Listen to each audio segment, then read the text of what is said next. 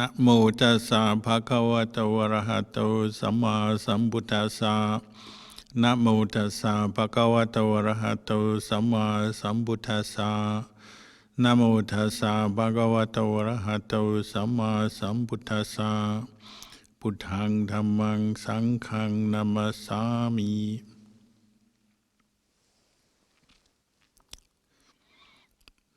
Blessings to you all.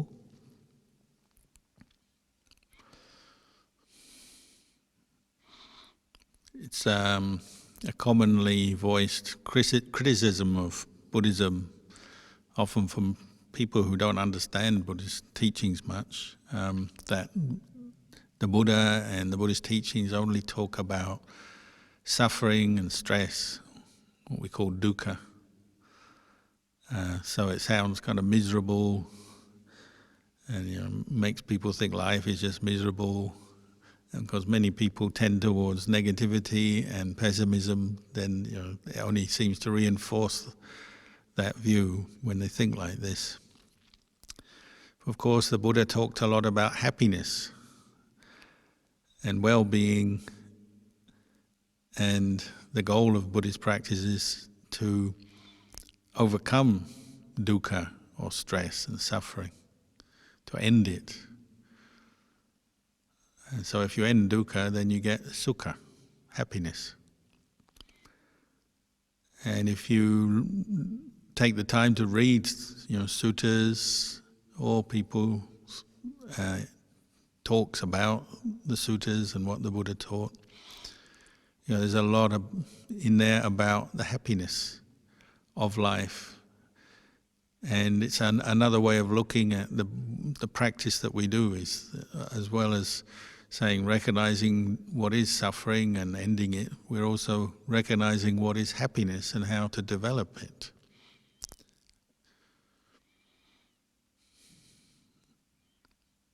And as we practice, the Buddha said it's a necessary part of our practice to develop a sense of well-being, being at ease within ourselves, finding happiness in what we do, enjoying it.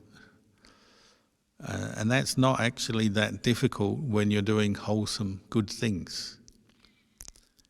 But it is something we forget because of the pressures of life, work, family, health, pandemics, earthquakes, whatever the world wants to throw at you.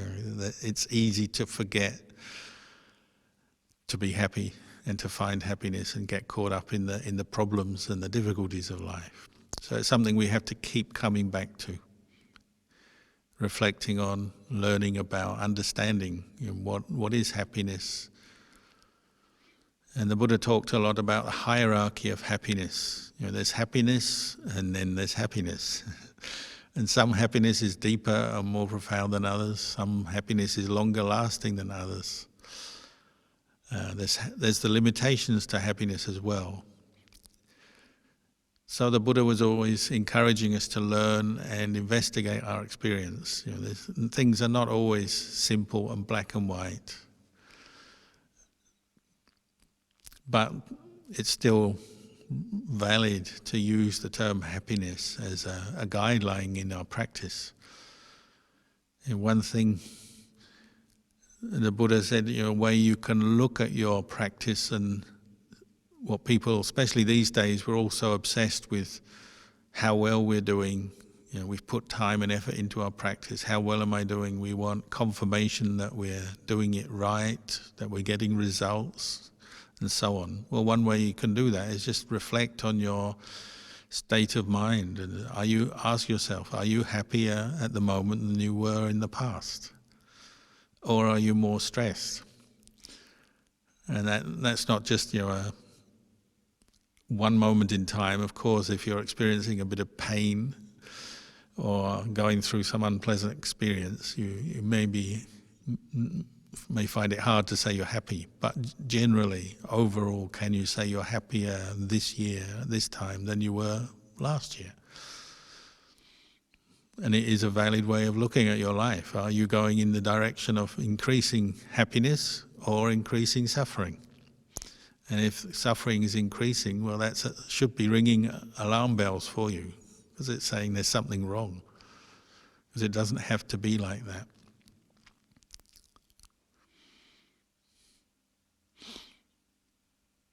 And people often came to the Buddha, and they didn't yet know the Buddha, they were sort of testing him out. And so some people had doubts about the Buddha, that he was really peaceful and happy. His disciples called him the happy one, or the joyful one. It's one of the names of the Buddha. But still other people who didn't practice what he taught, from other religions, other sects, they had their doubts. So they'd come and question him.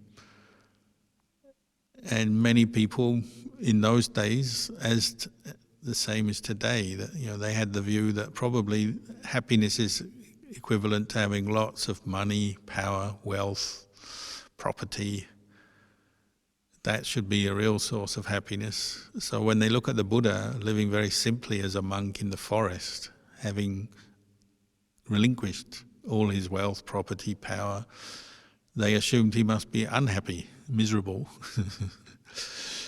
And so they had questioned him on this, and he said, no, I'm actually very happy. I'm the happiest person in the world. And the Buddha would always speak the truth, and he had a certain power, and his words had a power to them, a ring to them that often were enough, that was enough in itself to convince people. But also he had to use some argument as well. So sometimes he would say, well, who do you think's happier, me or the king? And the king in the first part of the Buddha's life was King Bimbisara, who was actually a disciple and became a stream enterer. It's quite rare for a king to attain the noble path, but he was still a king. And kings, they have lots of power, wealth, entourage, fame and fortune. They can have anything they want that's available to them, the happiness of that time, the pleasures. So when the Buddha said this, people would answer, well, the king must be the happiest person in this place because he's got everything. And the Buddha said, no, I'm happier than the king. I don't have all the worries of looking after all that money and power and managing the people and protecting the borders of the country and making rules and collecting taxes. I don't have all that trouble. I'm a simple monk, but my mind is peaceful, and I can sit peacefully and happily under this tree. He'd often be under a tree talking to these people who come and question him. I can sit under this tree all day and all night, happily, without a moment of suffering, without doubts or worries or fears, without any negative mind states, all day. Even 2 or 3 days I could do it, even 7 days in a row, non-stop. I could just do happiness for you if it was required. The king, could he do that? And everyone goes, no, the king couldn't do that. He'd be too worried about missing out on something or other. So regularly the Buddha would remind people that he was happy and that the fruits of this practice make you happy. But of course you have to practice. You have to do it. And in the course of the practice there are always obstacles and challenges and difficulties. So, it can be sometimes a little testing on us, can bring up some pain, tiredness, some complications, of course. But nevertheless, the results are there for the taking. If you want to be happy, practice what the Buddha taught and you can achieve it. What most people find is that, what we call Kama Sukha, material happiness, the happiness of getting what you want, the pleasures of the senses, fulfilling our desires for material things, consuming things, and consuming different kinds of pleasant experiences in the world. That takes preference for most people. It's the way of the world. Most people spend their time seeking sensual happiness, and it's available, and it is a form of happiness. It's just it doesn't last very long, and it's also full of dangers and limitations and drawbacks. But nevertheless, because it's accessible and available, people tend to choose that. So most of the world spend their time seeking out material happiness in one way or another. Pleasant sights, sound, taste, smell, touch, ideas, experiences. And the Buddha never denied that. He said this is one kind of happiness, the happiness of sensual pleasure. And this is a sensual realm, so you can see beautiful things, hear beautiful sounds, taste great taste, smell wondrous odors, and so on. There's so much pleasure available in the world, and one of the kind of things that keeps the world going is we're constantly seeking new kinds of pleasure, new versions, new brands, new ways to experience pleasure. It seems to be never ending. And so most people spend their time getting caught up in that, the seeking of pleasure, the having that pleasure, but without really noticing that the whole thing is unsatisfactory, because sensual pleasure in its nature cannot last. You can only see a beautiful sight and experience the happiness of that for so long before your mind moves on to the next thing or gets bored with the original pleasurable object.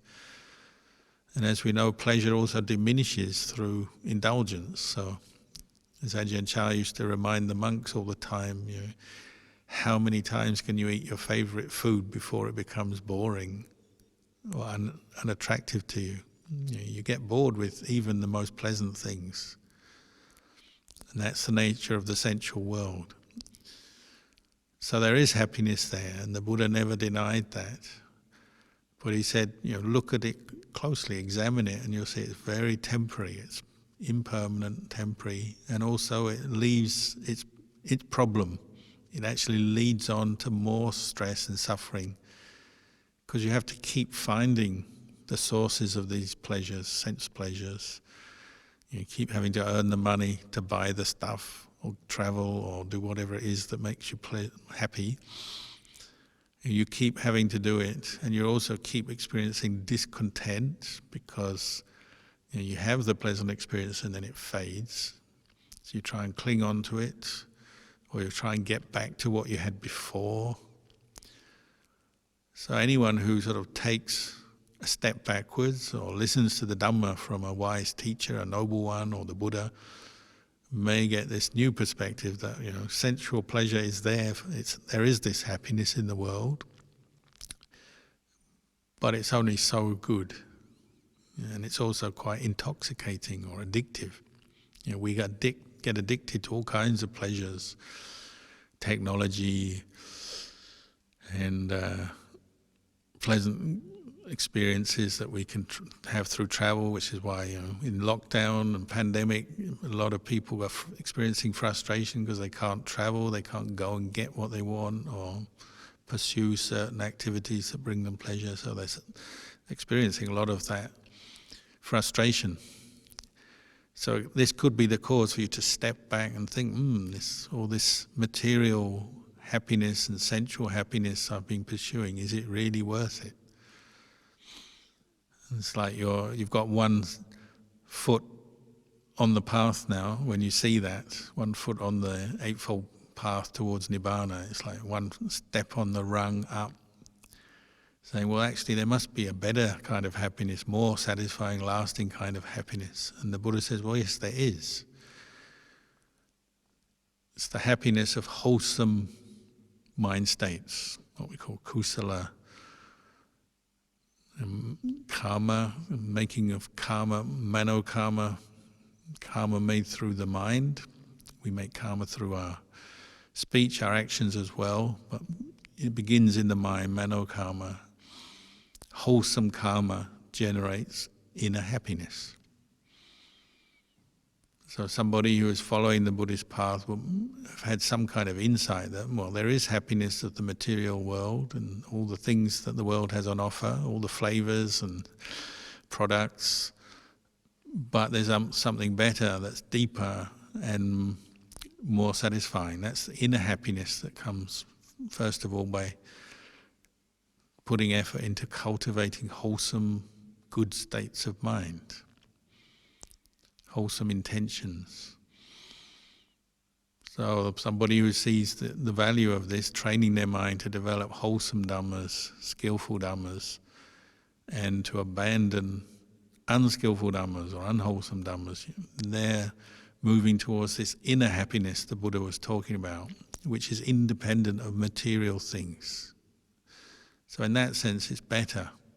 If the earthquake comes, if you've got a source of inner happiness, you don't need to grab for things so much to steady yourself, or if you're afraid, you run out of the building to find solid ground, even though there's no solid ground outside, it's still shaking. When you're in the material world, you tend to cling to material things for your happiness. So say if there is an earthquake, well, is there any kind of happiness that's better than that? Well, the inner happiness of a peaceful mind, a wholesome mind state, so the mind rooted in loving kindness, generosity, faith, mindfulness, wisdom, patience, all the skillful qualities we can develop with this mind cannot necessarily be shaken by an earthquake or removed by an earthquake.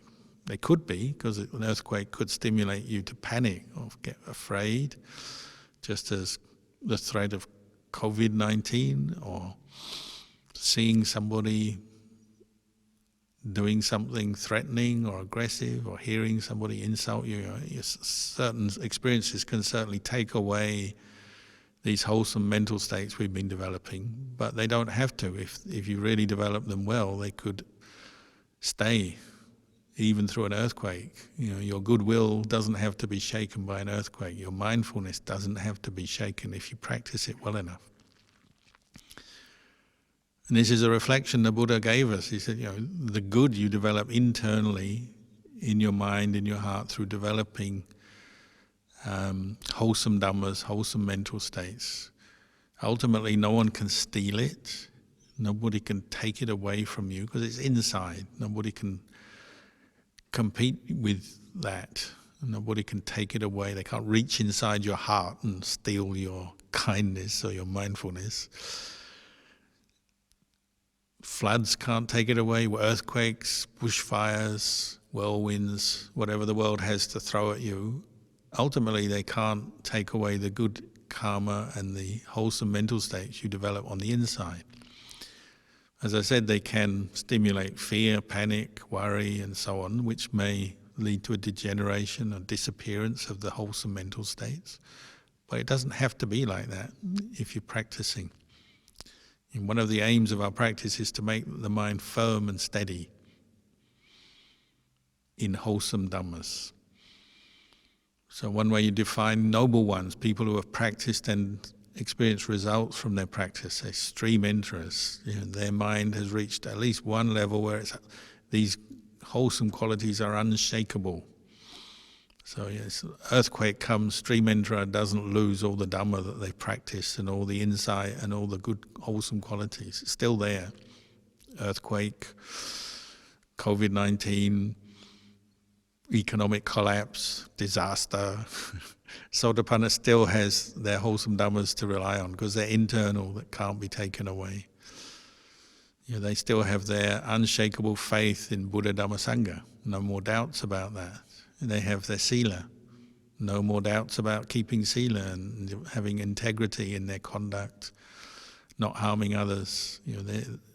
Whatever the world brings them, the difficulties of the world, the conflicts, the challenges of the world, don't take away their sila, don't take away the generosity.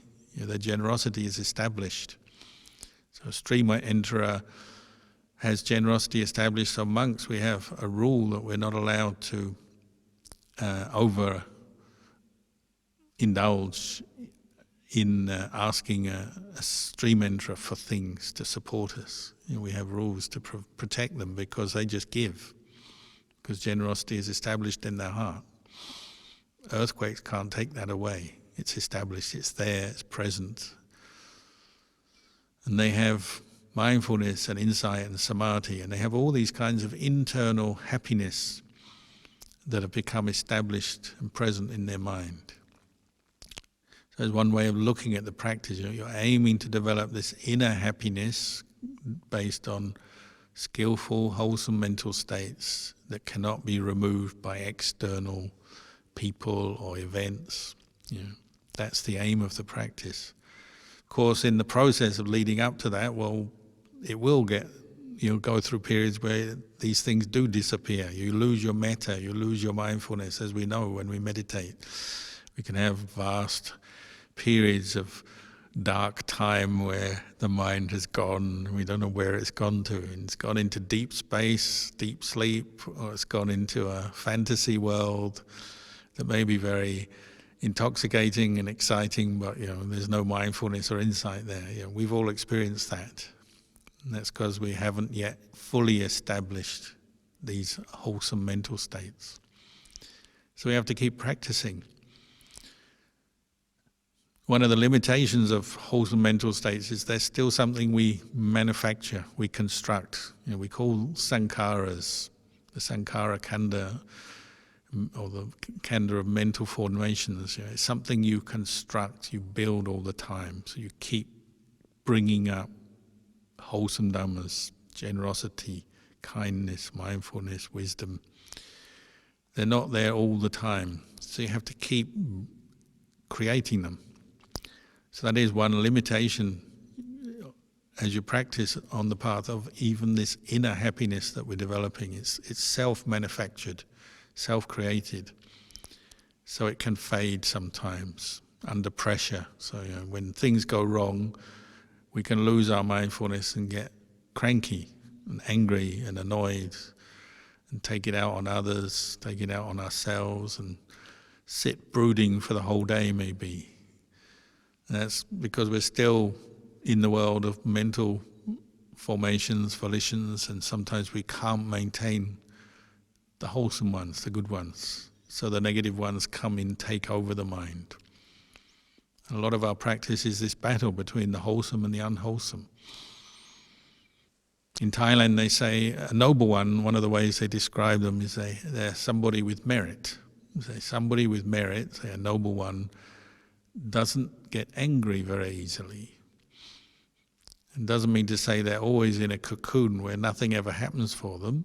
They don't have any problems or difficulties in their life, in their world, but they don't give in to the negative mental states and volitions because they've got the wholesome ones there to rely on. So they don't get angry very easily. That could be you. I mean, if you practice every day developing metta, mindfulness, well, maybe you won't get angry very easily in your life. And that's a sign of progress, isn't it? That's the inner happiness that comes from the practice. But the Buddha pointed out that in the big picture, this kind of inner happiness that's manufactured, it's still a bit limited because it's still a construct of the mind. It's necessary, but the only way to go is to keep developing it until you get to a point where your mind can actually let it go and see and experience the unconditioned. So the highest happiness in Buddhism, the happiness in Nibbana, is no longer a construct of the mind. It's something that you just experience because the mind has let go of all attachments. All the negativity is gone, let go of greed, anger, delusion, and the mind is in touch with the unconditioned. So that's considered the highest happiness. But on the way to get there, well, we have to keep developing the path. This internal happiness that the Buddha talked about, well, sometimes you talk about the different kinds of happiness of a noble one. So one is, they have pamoja, this sense of gladness or joy. They delight in Buddha, Dhamma, Sangha. They delight in good things, wholesome mind states. You might say it's the first kind of happiness you develop on this path towards enlightenment, learning how to find joy in your practice. So they say one reason why we practice generosity and kindness is because it develops a sense of inner joy. It both is a result of one who is joyful and at ease tends to be more kind, more generous, but also practicing generosity and kindness brings up joy. When you recollect acts of kindness, acts of generosity, it tends to brighten the mind, make you feel good, makes other people feel good. We like to see when other people practice generosity, it can make us feel good when we hear about it. This is what we call pamoja, gladness, or the joy of practicing Dhamma, developing wholesome Dhammas. It can be the joy of hearing the Dhamma, the joy of meeting somebody who practices the Dhamma. So fellow practitioners, fellow meditators, going to meet people who are practicing generosity, doing voluntary work, helping others, meeting teachers who have practiced well, tends to bring up a lot of joy. Maybe just seeing them without even hearing a word or having any kind of interaction. You just see somebody who practices well and it can bring up joy. Many people have that experience in the time of the Buddha. Just seeing the Buddha, so much joy would arise. And this is what we call pamoja. Or hearing the Dhamma. People would go to see Ajahn Chah, my teacher, and they just hear a few words coming out of his mouth, already all their troubles seem to disappear and joy arises. It's the joy of the Dhamma, hearing the Dhamma from a noble one. So this is a kind of inner happiness that's, for one who's practiced a lot, is always there. If one's only practiced a bit, well, it's there sometimes and then it may disappear and you may go back to delusion, negativity, resentment, and you may say things like, I hate the Dhamma and what has the Dhamma ever done for me? When we're angry, we're like that. And that's our cue to try and practice, work our way back to bringing up, fabricating these wholesome Dhammas again. While we're practicing, we have to just keep doing this, not giving in to the negativity, but keep bringing up the wholesome Dhammas. And we'll experience more joy as we do that. The second kind of joy that Dhamma practitioners will tend to be experiencing regularly is piti, rapture. Enthusiasm, when you feel enthusiastic for the practice. And maybe it's not there all the time, unless you're a noble one, but it's there much of the time. When you hear the Dhamma or there's opportunities to practice, there's a certain enthusiasm. Sometimes it's very strong, sometimes very mild, but it's there, and it has to be there. If you're really going to progress in the path, you have to be developing some enthusiasm, rapture. When you meditate, finding that place where piti arises, listening to the Dhamma with joy, rapture arises, helping people, practicing kindness, metta, generosity can bring up piti. The Buddha said it's like when you're traveling in the desert and you see water up ahead, that kind of feeling of hope, enthusiasm, it makes you walk faster. If you're walking in the heat, in the dry air, but you see water ahead, well, you walk faster.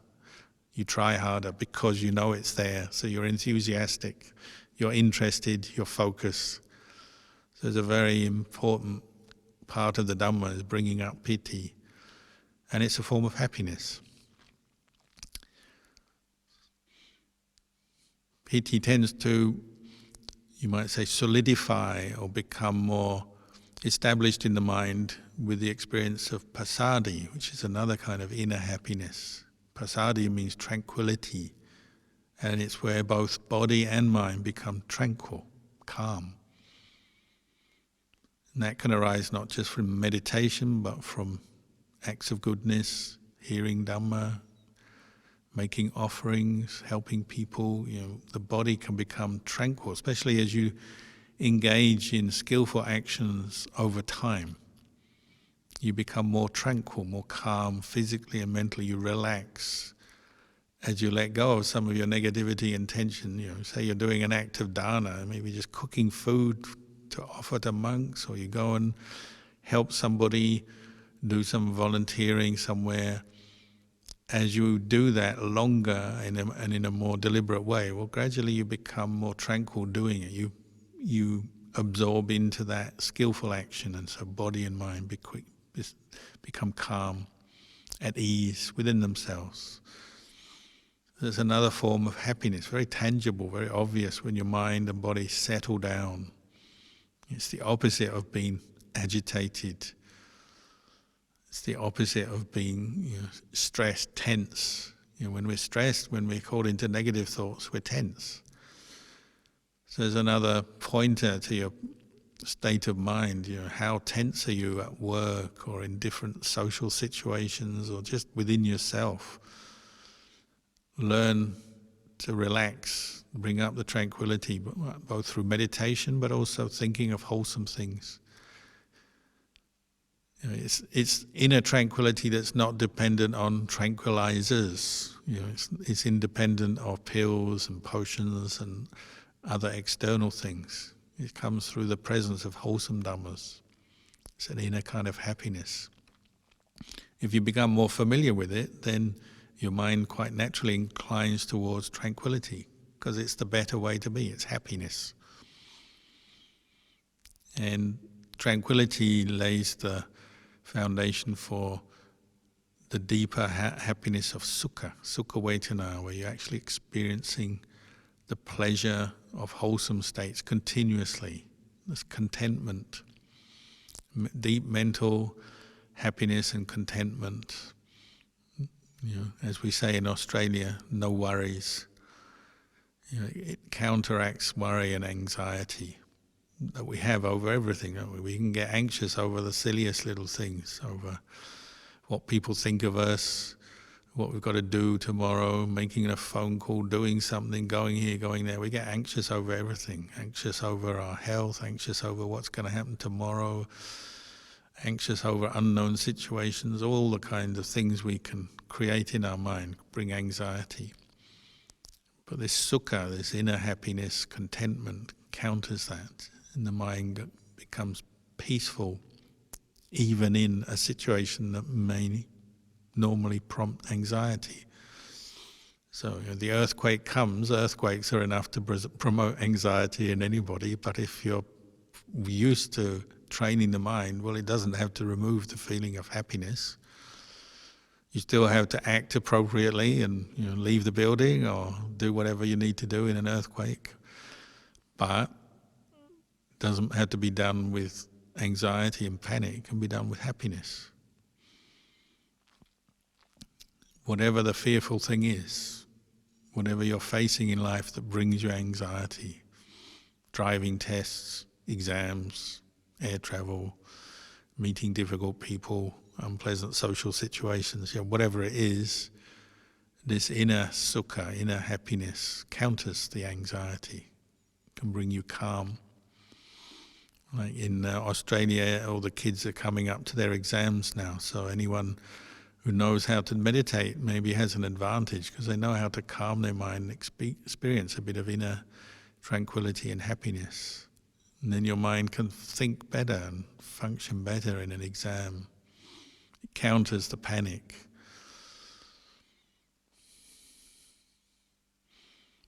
And with these other forms of happiness kind of coalescing together, right, the pamoja, the piti, the pasadi, the sukha, then this allows the mind to settle down and become steady in samadhi, which is another kind of happiness. The mind that is calm, cool, concentrated. And this is something that noble ones have all the time. They have these qualities. These 5 qualities are there all the time. And that's why they're happy. That's why we call them noble ones. They no longer hold on to ignoble thoughts. Greed, anger, jealousy, worry, stress. They've developed enough happiness that their mind is free from the worst of those. They may still have a few subtle attachments, but nothing very strong or overpowering. And this is the goal of our practice, develop these inner happinesses so the mind can settle down and see the truth. And this is important because when you practice, you also have to have this sense of well-being in order to see down to the root causes of stress and suffering. We still have to consider stress even if we're experiencing some inner happiness and well-being, but we have to look. And you can only really see dukkha as dukkha when your mind is in a good space. When you have some calm, steadiness of mind, then you can see the dukkha that comes from following greed, anger, delusion, jealousy, fear, worry, all the negative mind states we call kilesa, mental defilements. When you've experienced some happiness, then it exposes the suffering and the causes of suffering that may still be left in your mind. It's like your house. If you clean your house once, say like if you experience the inner happiness of a steady, peaceful mind, it's like cleaning up your house. Well then when that which is not very peaceful comes back into the mind, so a thought of anger or fear or worry, it's like a bit of dirt coming into your clean house. You see it quickly. You see it easily because it's not the same as, dirt is not the same as cleanliness. So dirt is exposed by cleanliness. Mental disturbance is not the same as calm, peaceful, happy states of mind. So if you have experienced calm, peaceful, happy states of mind, then the unpeaceful, stressful states of mind become exposed, revealed. And you've got something to compare your experience with, so then you say, oh, these are not as good as that. The happy mind is better than the stressful mind. So then you don't want to hold on to the stressful thoughts. But you have to experience the happy mind in order to see that and to understand that. So this is why we have to invest in developing some inner happiness and developing it to the point where we're experiencing it often, frequently. That's why we meditate every day and we practice generosity every day, try to keep our integrity and our precepts in our workplace, in our home every day. We try to develop this path regularly so that it exposes what is not the path in the way of anger, attachment, selfishness, all the more kind of ugly parts of the mind that we often try to sweep under the carpet. I don't know about you, when I was a kid, the way of cleaning up wasn't to really clean up properly. It was just you lift the carpet up and put everything under, or you open a drawer and put everything in, and then you say, oh, my room looks clean. But as we know, when you practice with the mind, the human mind, it doesn't work for very long. You keep putting things under the carpet or in the drawer, then after a while it's just suppressing those negative qualities, and after a while they fall out again, don't they? They burst out of the drawer, or the carpet is moved and all the dirt is exposed. You can't suppress or hide these things forever. They catch up with you. So we have to be very patient, but build on the happiness and find happiness in removing negative mind states, facing them and removing them, changing them. That's part of the value of developing, enthusiasm for the practice, joy in the practice, even when you're facing difficulty, to see the joy in turning the difficulty, the pain, the suffering into something good, letting go of the clinging. For the noble ones, they've reached a point where they're doing it automatically and doing it well, so they really do enjoy it. Ajahn Chah used to say it's just like picking mangoes off a tree, or if you have a tall mango tree full of ripe mangoes, you want to collect them, well, you send your friend up the top and they shake it, and then you stay at the bottom and you just got a basket and you just catch ripe mangoes and you can take them home, and mangoes taste very nice, so you can be very happy. So practicing, when you've developed this inner happiness, then contemplating the Dhamma, seeing impermanence, seeing the unsatisfactory nature of that which you cling to, the sensual realm, the material happiness of the world, and seeing the lack of self in these experiences, it becomes easy for one with a happy mind. They're willing to let go, they're able to let go. So it's as happy as collecting free mangoes sitting under a tree.